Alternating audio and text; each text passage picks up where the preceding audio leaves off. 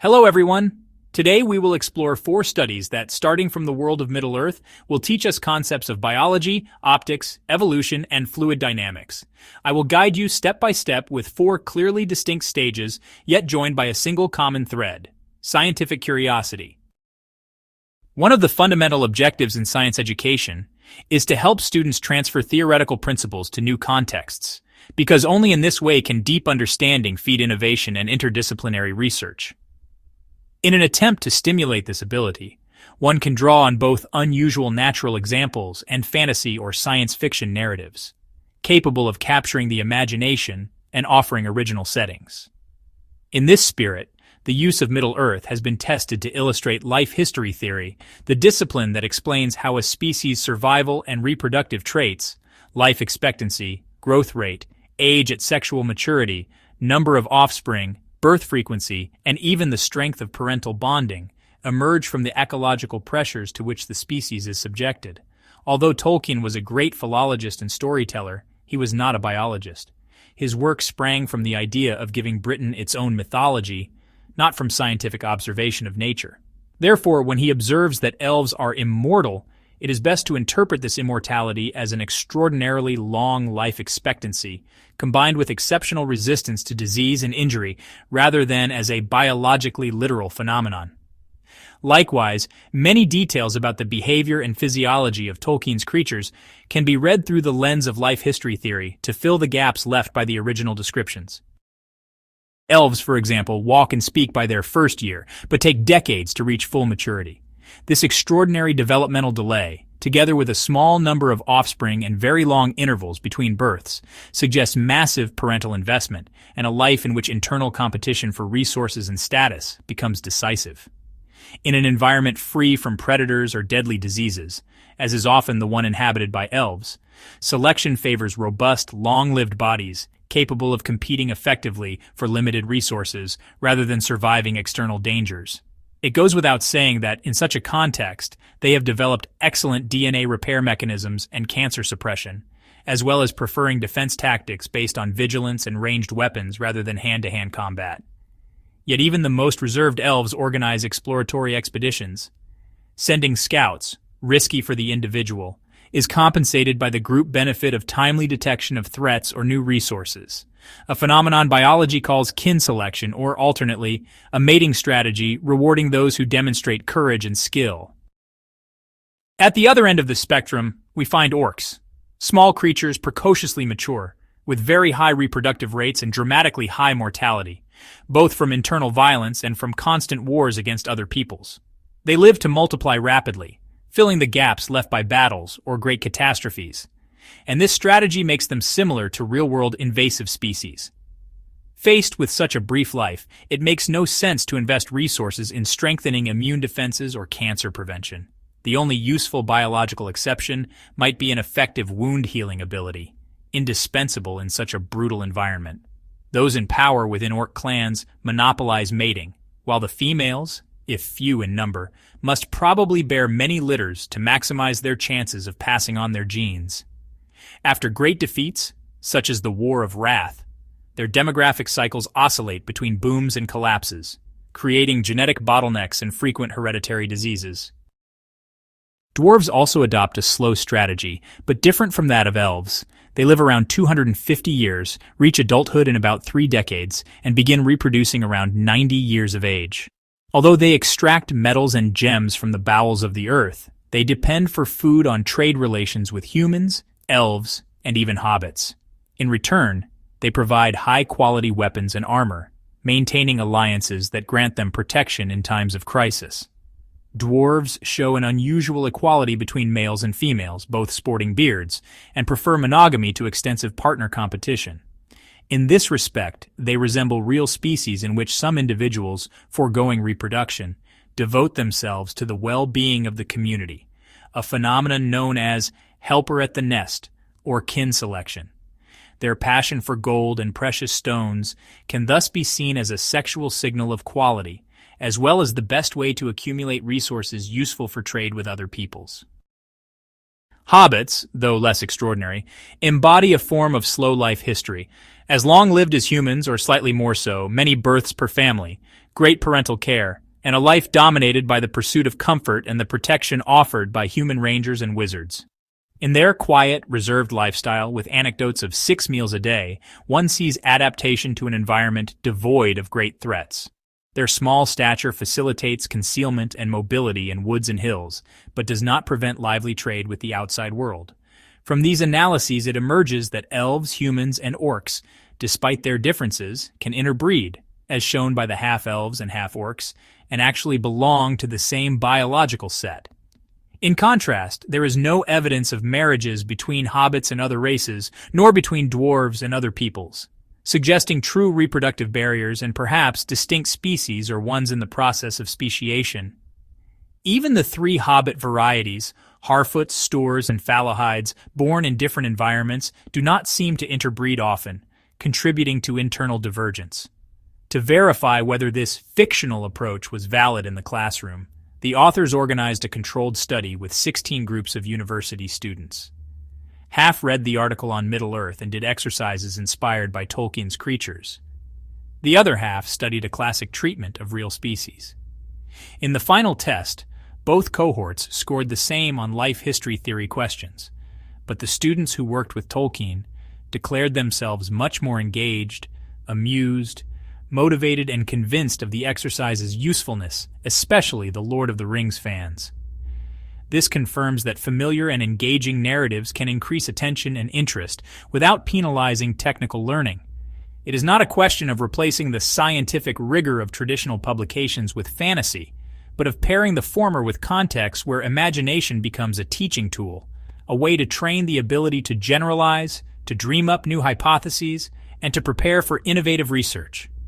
As Tolkien himself believed, there is truth in myths.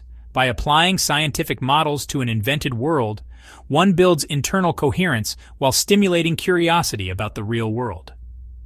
In the future, the authors propose letting students choose the stories they love most, making teaching more inclusive and personalized, and strengthening the interdisciplinary skills at the heart of science. Let's change the scene. In the second book of The Two Towers, Legolas states that he spotted in the distance yellow-haired riders at a distance of 5 leagues, about 24,155 m. Starting from this literary cue, the authors wondered what extraordinary visual capabilities an elf would need to distinguish, at that distance, the hair color and the gleam of the enemy's lances. They therefore analyzed the problem from a physical and optical standpoint, estimating both the resolution required and the height from which Legolas would have to observe to overcome the visual limit imposed by Earth's curvature. First, they recalled the concept of the Rayleigh criterion, which describes an optical system's ability to resolve 2 very closely spaced points of light as distinct. In the human eye, the pupil acts as a circular aperture, producing an image characterized by a central disk surrounded by diffraction fringes. Using a typical pupil diameter of 3 mm and an average wavelength for yellow light, around 575 nanometers, they calculated the minimum angle the human eye can resolve. Transposed to a distance of 5 leagues, this angle corresponds to the ability to distinguish objects separated by at least 5.5 em, a gap decidedly larger than the average distance between 2 charging riders, about 2 am, showing that a normal human eye could not capture such minute details from that position. To compensate for this shortcoming, one must increase the pupil aperture. Considering the angle necessary to resolve 2 riders placed 2 m apart at 24,155 m, the authors inverted the Rayleigh criterion calculation to find the suitable pupil diameter. The result indicates that Legolas would need a dilated pupil of about 8.5 mm, more than twice that of a human in full daylight. Although unusual, such a size is not entirely impossible. In darkness, the human pupil can dilate up to about 8 mm, but in daylight this would cause severe glare and blurred perception. Another obstacle to long-distance vision is Earth's curvature. At an observation height of about 1.8 m, the optical horizon drops to about 4.7 km, well below the 5 leagues cited by the character. To see beyond that horizon, Legolas would need to be on a significant elevation. Calculating the relationship between observation height and horizon distance, one finds that the elf would need to elevate his eye level to about 44 m, that is, stand on a tower or rock of similar height, to truly glimpse an area at 5 leagues distance. In summary, for Tolkien's optical narrative to be physically plausible, Legolas would need 2 extraordinary traits compared to a normal human. 1. An enormously dilated pupil, to achieve the resolution required to distinguish objects just a couple of meters wide at over 24 kilometers. 2. Considerable elevation, to overcome the terrestrial horizon limit and place his gaze beyond the usual 4-5 kilometers allowed by human height. This analysis fits within a playful, popular science vein, typical of the Journal of Physics special topics, where fantasy scenarios undergo scientific scrutiny. Pedagogically, the article shows how seemingly fanciful ideas can become interesting prompts to explain optical concepts such as diffraction, resolution criteria, and terrestrial geometry problems related to visual horizon and observer height. The value of such exercises lies precisely in demonstrating that even an elf's most heroic claims can be reduced to numerical constraints. With simple astronomical and optical models, one estimates pupils twice as large as normal and very tall towers, insisting that in fantasy works, while pursuing wonder, every detail can be checked against the laws of physics. In conclusion, Legolas could indeed see riders 5 leagues away, but only if he possessed eyes capable of unusual dilation and stood many stories above the plains of Rohan. Another aspect to tackle is evolutionary biology. According to Friedhelm Schneidewind, Middle-earth's biology is based on the same principles governing our world: genetic variability, natural selection, and environmental adaptation. Although a secondary world, Middle-earth is tightly connected to ours, Tolkien himself states in his letters that Middle-earth is our world. This implies that all biological laws, from unicellular organisms' behavior to speciation mechanisms, apply equally to the races and creatures of the legendarium. Tolkien demonstrated a solid grasp of the zoological definitions of species and race. 2 organisms belong to the same species if they can produce fertile offspring, whereas constant differences within a species give rise to subspecies, races, or breeds in domestic contexts. In his correspondence, he explicitly states that elves and men share a single species, since they produce fertile children, contravening the common use of race, as synonymous with ethnic class.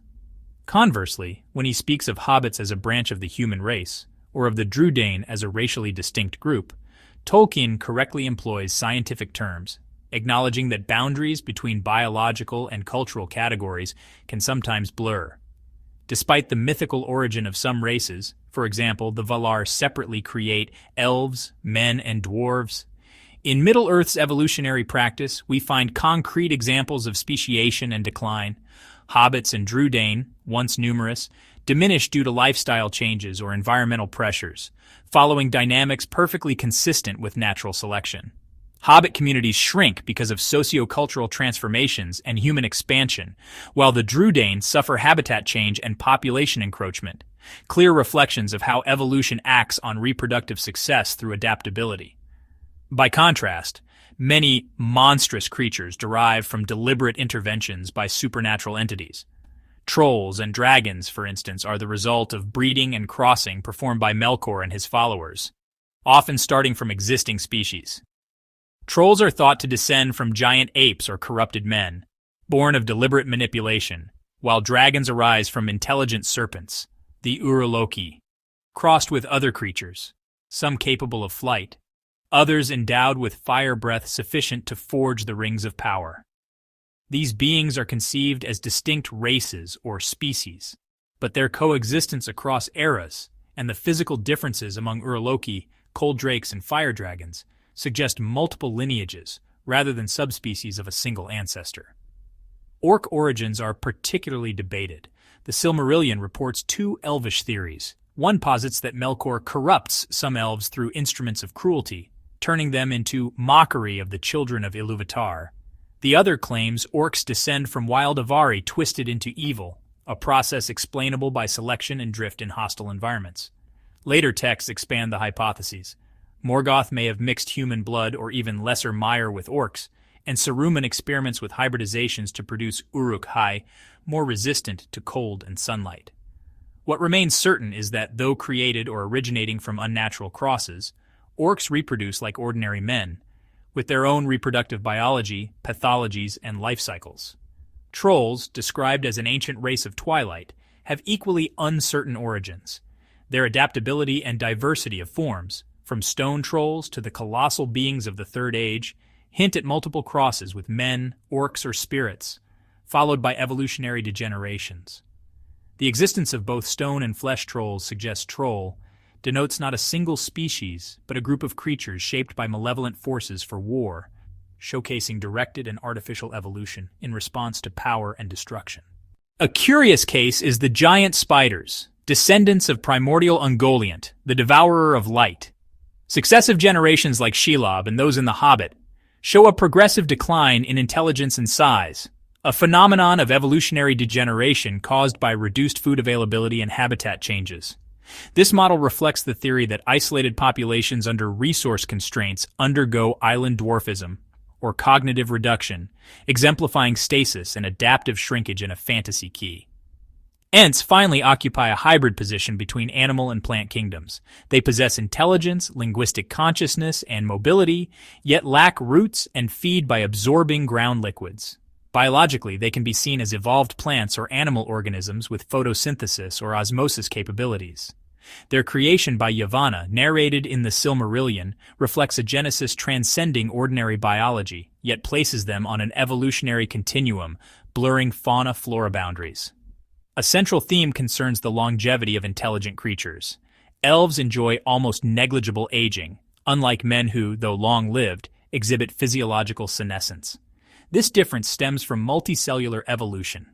The differentiation of cell lines comes at the cost of cellular mortality, whereas elves, endowed with an immortal soul, seem to have nearly halted their aging process. Consequently, they maintain vitality and fertility almost until the end of their lifespan, and only rarely, such as Galadriel's distant weariness, do traces of senescence appear. In half-elves, who live between elves and men, aging biology is mixed. Some lineages show intermediate longevity, while others revert to the normal human life cycle. This fictional but enlightening phenomenon parallels how hereditary traits can vary based on genetic transmission and spiritual heritage, an analog to genetic imprinting or mitochondrial inheritance in our world. Ring-bearers boast prolonged life thanks to the ring's direct influence, which alters normal cellular turnover mechanisms, artificially extending tissue repair cycles, and slowing programmed cell death.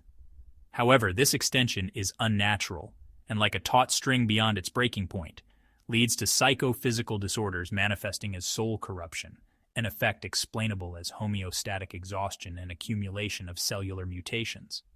Tolkien, though aware that each kind has its own natural span integrated into its biological and spiritual nature, introduces immortal land's immortality as a temporary gift for afflicted spirits, a restoration of balance and health, not true biological immortality. Only direct divine interventions, as in the cases of Luthien or Tuor, can circumvent biology's limits, an act of supernatural creation beyond natural laws. Ultimately, Schneiderwin's vision emphasizes that, despite magic and the supernatural, life in Middle-earth remains grounded in recognizable biological laws, speciation, adaptation, natural selection, alongside deliberate hybridizations and manipulations reminiscent of genetic engineering. Beings such as orcs, trolls, and dragons represent forced evolution and controlled breeding, while hobbits, Drúdain, and Ents illustrate spontaneous evolution and convergence of animal and plant traits.